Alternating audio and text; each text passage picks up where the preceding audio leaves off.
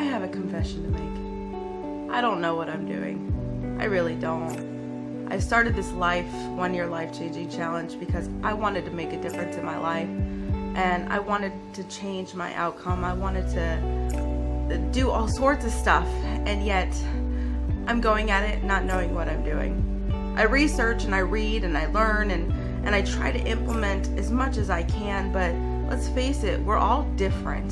So people's advice doesn't work for me, and because I'm trying to figure myself out, I'm trying everything. And it's funny because in the process of trying everything, I'm realizing what doesn't work and what does work. And as you're catching me here on my couch here, I'm bedridden because I injured myself. Through the process of the 1 year life-changing challenge, I wanted to lose weight. And I am a single mom who works full-time, who doesn't have a vehicle, who already walks in buses, and I work in retail where I walk, and I don't have the good shoes to support my foot, and I made the mistake of running with shoes that aren't good to run with, and then I injured myself, where now I can't even hardly walk on my foot. And the more I walk on my foot, the more painful it gets, yet I have to walk on it because I can't afford to miss a day or take a day off. I'm kind of stuck in my situation. My rent is late, my power bill isn't paid, my internet is cut off, I can't really make videos the way I want to, I can't really upload because I don't have internet speeds to do it. I'm stuck doing nothing. It's really funny that when you want change, you're looking for change, that what you think is going to happen, it doesn't, and because your expectations are on the wrong place, it brings you down. But now I'm realizing that what I want is change, yes, but I have to go through a process to be able to do that. I have to let go of things. I have to move in a way where I don't doubt the steps that I take. And it's funny because in the absence of everything, I realize that I have everything that I need. And now I have a greater appreciation for everything. Not having a vehicle and having to walk and bus and not being able to go anywhere, oh my God. Like before I was lazy, I didn't get up, I didn't do anything. I had a vehicle, and I didn't take advantage of it. I didn't clean it, I didn't take care of it. And not having it now, it's like the minute I get that car, that little puppy's being taken care of, but not even that, on my days off, I'm gonna take my kids places. I'm going to explore. Like, I don't want to be stuck in my house anymore. I'm tired of being the hermit who doesn't get out of the house because I don't have a vehicle.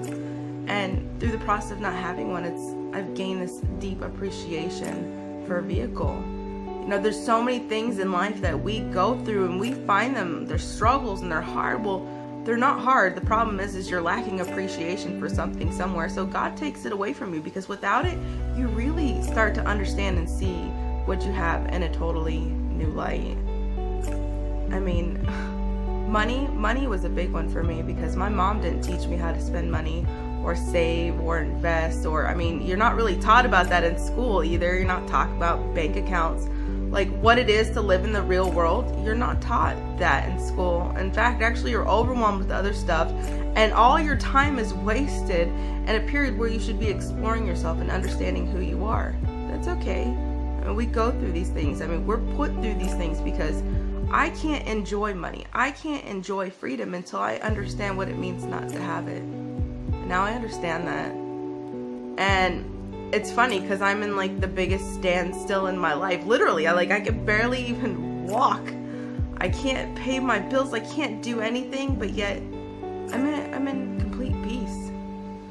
My pain, everything I suffered, man, if you guys only knew the amount that I suffered as far as abuse to myself, nonetheless. I didn't do much. I didn't have much of a life. I was scared. I was guilt-ridden. Everything I did, I beat myself up where I never moved. I made excuses. I always told myself I wasn't good enough. I never tried. And a year and a half ago, I started down this path of change because I got to a point in my life where something had to change. I can't keep living the same way. I can't keep going through life thinking there's no meaning, no purpose. I didn't know what I was doing.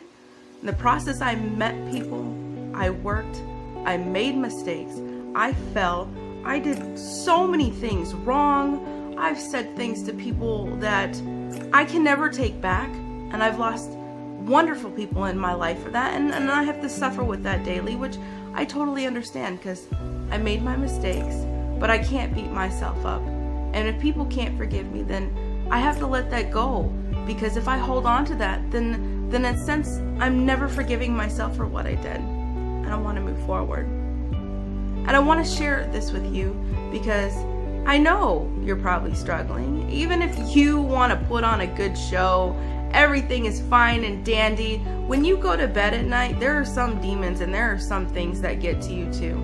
We all do it. No matter how perfect our life looks, we're all human. We all suffer. We all go through traumatic experience. Just because someone looks in a different position and you think that they have more and you envy that or you're jealous of that, don't be. Because you don't know what they've had to suffer to go through to get it. And just because your sufferings are different than their sufferings doesn't mean they don't suffer in their own way. And to judge people and to treat people negatively. We all suffer. And to sit there and judge someone else is to lie to yourself and say that you don't suffer. And the more you lie to yourself, the more you hold yourself back. We're human. We have to admit to ourselves the mistakes that we made. There's so many mistakes that I've made in my life, and I am not perfect. But I'm getting to the point where I'm actually doing right, and I'm loving people, and I'm caring for everybody, and I see potential in everybody, no matter how mean they are, no matter what they say to me. I still love them because I understand that they're a part of me. We're all in this together. I mean, we all live on this one earth together, yet we all seem to just want to fight each other, which I really don't understand why. There's no reason for it. Everybody's jealous over what everybody else has. The suffering that you have to go through to get the things that your life, you don't know if they're happy or not. Just because they put on a pretty little smile and say, yeah, everything is good. No, when they go home, they suffer.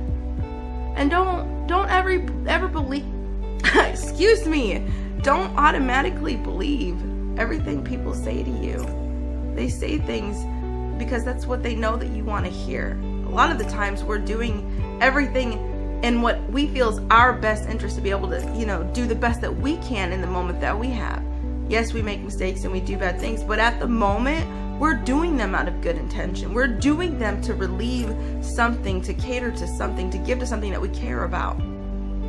Yet we judge and we hold everybody at a standpoint. And now we're all fighting with each other because we want to point fingers and we want to, I don't know.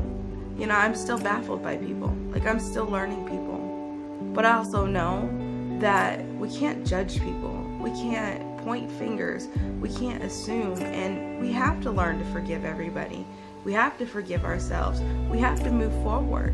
And you are on the path that you're on and the struggles that you are in because of choices you made when you were younger that you can't get past. I mean, you have to deal with that.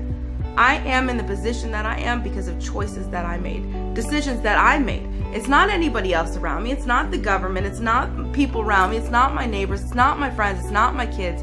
I am in my predicament because of choices that I have